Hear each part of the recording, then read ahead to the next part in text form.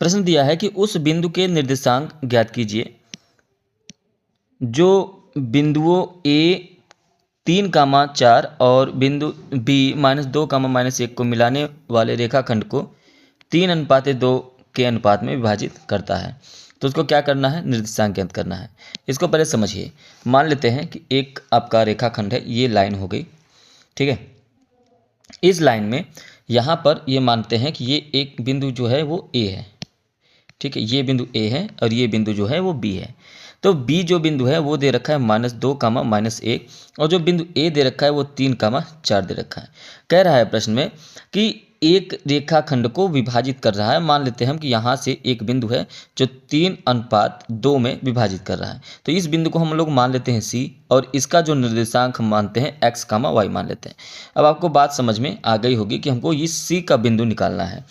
तो यहाँ पर जो ए बी है रेखाखंड को सी 3:2 के अनुपात में विभाजित कर रहा है, जिसका निर्देशांक आपका क्या है x, y, ठीक है। आप चाहते हो ये बात जो मैंने अभी बोला वो लिख सकते हैं।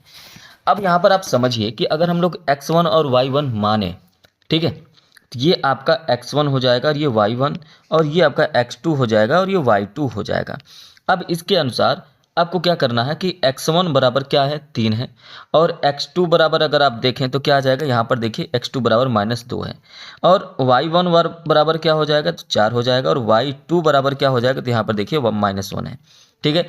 यहाँ पर ये 3:2 दे रखा है, ये m1 अनुपात में m2 दे रखा है जो कि 3:2 में है। तो आप ये कह सकते हैं कि m1 का जो मान है वो 3 है और m2 का जो मान है वो आपका 2 है। क्लियर है, इतना बात समझ में आ गया। तो यहाँ पर इस रेखाखंड का जो बिंदु है उसका निर्देशांक क्या होता है, ये पहले आप इस बात को समझ लीजिए।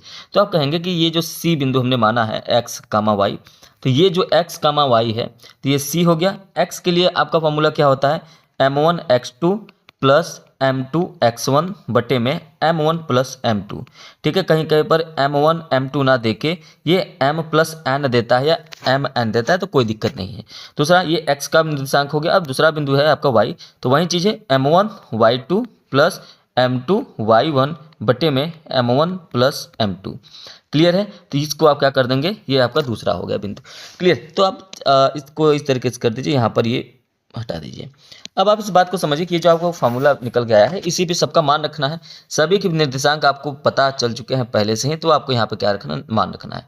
तो अब यहाँ पे मान रखिए, तो यहाँ पे देखिए सी हो गया, ठीक है। सी ब्रैकेट में m1 का मान कितना है, तो कहेंगे 3 है। m1 का मान कितना है, 3 गुणे x2 का मान कितना है, देख लीजिए x2 का मान -2 है, तो ब्रैकेट में -2 कर लीजिए, प्लस m2 का मान कितना है, तो m2 का मान 2 है, तो 2 गुणे x1 का मान कितना है, 3 है, तो यहाँ पे 3 कर लीजिए, बटे में m1 प्लस m2 मतलब कि 3 + 2, तो यहाँ पे 3 + 2 कर लीजिए, कॉमा दीजिए।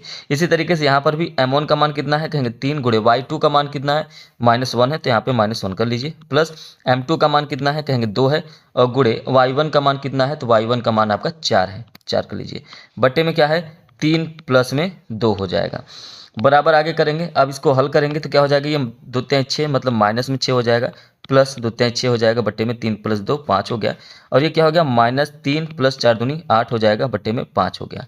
ठीक, आगे करेंगे तो ये कहेंगे कि ये 6 और 6 कट जाएगा मतलब 0 हो जाएगा, तो आप कहेंगे ये तो 0 हो गया टोटल, और ये नीचे यहाँ पे 8 में से 3 घटा देंगे तो 5 बट्टे में 5 हो जाएगा, जो कि कट के कितना आ जाएगा, 1 आ जाएगा। तो आप कहेंगे कि ये जो सी x, y था, ये आपका आंसर कितना आ गया, सी 0, में 1 आ गया है। ठीक है, यही आपका क्या हो जाएगा, आंसर हो जाएगा। तो लास्ट में आप ऐसे लिख सकते हैं कि बिंदु ए तथा बी को मिलाने वाले रेखाखंड का जो निर्देशांक है वो 0, 1 है।